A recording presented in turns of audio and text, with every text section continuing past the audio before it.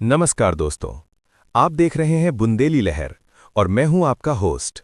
दोस्तों, आज बुंदेलखंड इंसाफ सेना के राष्ट्रीय अध्यक्ष श्री एएस नोमानी जी आपके सामने एक ऐसा सवाल रखने जा रहे हैं जो हर संवेदनशील नागरिक के मन को झकझोर देता है। दोस्तों, बुंदेलखंड इंसाफ सेना के राष्ट्रीय अध्यक्ष श्री एएस नोमानी ने आज समाज और सरकार दोनों से एक गंभीर प्रश्न किया है। एएस नोमानी ने कहा कि शहीद-ए-आज़म भगत सिंह जी ने ये सपना देखा था कि जब हमारा देश आज़ाद होगा तो देश के हर नागरिक को रोजगार मिलेगा, रोटी मिलेगी, कपड़ा मिलेगा और सिर छुपाने के लिए एक सुरक्षित मकान मिलेगा। लेकिन दोस्तों, आज जब हम आज़ादी के इतने दशकों बाद भी अपने चारों ओर नज़र डालते हैं तो एक बेहद दर्दनाक तस्वीर सामने आती है। आज भी हमारे देश में भीषण ठंड के मौसम में बुजुर्ग, महिलाएं, बच्चे खुले आसमान के नीचे सड़कों पर बैठकर भीख मांगने को मजबूर हैं। दोस्तों, ये सिर्फ किसी एक व्यक्ति की तकलीफ नहीं है, ये हमारे सिस्टम, हमारी सोच और हमारी संवेदनशीलता पर एक बड़ा सवाल है। एएस नोमानी ने भावुक होते हुए कहा कि आखिर वो दिन कब आएगा जब इस देश का एक भी नागरिक भीख मांगने पर मजबूर नहीं होगा? कब हर इंसान अपने परिवार के साथ, सम्मान के साथ, सुरक्षा के साथ और हंसी खुशी के साथ जिंदगी बसर कर सकेगा? उन्होंने कहा कि जिस दिन इस देश का एक भी नागरिक भूखा, बेघर या लाचार नहीं रहेगा, वही दिन इस देश का सबसे खूबसूरत, सबसे ऐतिहासिक और सबसे गर्व का दिन होगा।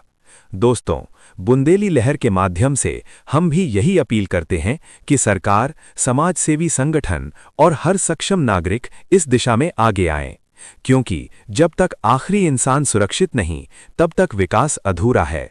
दोस्तों, आप क्या सोचते हैं इस विषय पर? अपनी राय हमें कमेंट में जरूर बताइए। ऐसी ही जमीनी, सच्ची और संवेदनशील खबरों के लिए बुंदेली लहर को लाइक करें, शेयर करें और चैनल को सब्सक्राइब करना न भूलें। फिर मिलेंगे एक नई खबर के साथ। जय हिंद। मेरे सम्मानित साथियों, मैं एएस नोमानी बुंदेलखंड इंसाफ सेना का राष्ट्रीय अध्यक्ष हूँ। आज हमारे देश को आज़ाद हुए लगभग 75 साल हो गए हैं और 75 साल आज़ादी होने के बावजूद भी आज भी हमारे देश में, आज आप देखिए जनपद बांदा में ये स्टेशन रोड का पुल है, किस तरीके से ये हमारी माँ बहनें किस तरीके से गरीब खुले आसमान के नीचे इस भीषण ठंड में किस तरीके से ये लोग अपनी ज़िंदगी गुजारने को तैयार है। छोटे छोटे मासूम बच्चों के साथ किस तरीके से ये बूढ़ी माएँ और बूढ़े बच्चे किस तरीके से ये लोग यहाँ पे ज़िंदगी बसर करने को मजबूर है। ये बहुत ही अफसोस की बात है।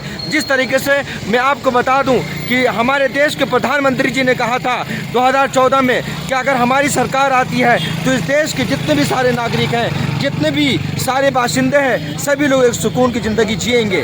और देश की आज़ादी होने के बाद हमारे देश के क्रांतिकारियों ने, भगत सिंह जी ने कहा था कि आज़ादी आने के बाद इस देश में मेहनतकश किसान मजदूरों का राज होगा, हर किसी को रोटी, कपड़ा और मकान मिलेगा। लेकिन अब मेरे प्यारे दोस्तों, उनका ये सपना पूरा नहीं हो सका। आज देखिए किस तरीके से हमारी माएँ बहनें किस तरीके से रोड पे भीख मांगने को तैयार है, खुले आसमान के नीचे किस तरह ज़िंदगी बसर करने को तैयार है। एक बड़ा सवाल है। देखिए, मैं आपको बताते चलूँ, ये भी देखिए किस तरीके से ये बेचारी माएँ बहनें किस तरीके से रोडों पे घूम रही हैं। इस तरह इस रोड पे मैं आपको दिखाते हुए चलूँ, यहाँ पे भी देखिए किस तरीके से ये छोटे छोटे मासूम बच्चे किस तरीके से अपनी ज़िंदगी बसर करने को तैयार है। देखिए किस तरह ये पुल के ऊपर, रोड के ऊपर ये लोग आग जला करके अपनी ज़िंदगी बसर कर रहे हैं। एक मैं आपको ये भी देखो, ये एक बूढ़ी माँ है, ये देखिए किस तरीके से पुल के ऊपर किस तरीके से ये अपनी ज़िंदगी बसर कर। एक बड़ा सवाल है, आखिर हमारे देश को आज़ाद क्यों कराया गया था? इसलिए कराया गया था ताकि इस देश के नागरिकों को, इस देश के बासिंदों को रोजी रोटी मिल सके, उन्हें रहने के लिए आवास मिल सके। लेकिन अफसोस की बात कि लाखों नहीं करोड़ों अरबों रुपए आवास के नाम पे खर्च किया जाता है, लेकिन वो पैसे कहाँ जाते हैं? एक बड़ा सवाल है। देखिए किस तरीके से ये लोग खुले आसमान के नीचे किस तरह ये लोग ज़िंदगी बसर कर रहे हैं। एक बड़ा सवाल है। ये देखिए, आपको दिखाते चलूँ, ये लोग देखिए किस तरीके से ये लोग खुले आसमान के नीचे अपनी ज़िंदगी बसर करने को तैयार हैं। एक बड़ा सवाल है। इसलिए मैं देश के प्रधानमंत्री जी से कहना चाहता हूं कि आखिर इस देश में लोग भीख मांगने पे क्यों मजबूर हैं, जब हमारा देश पूरे तौर पर संपन्न है।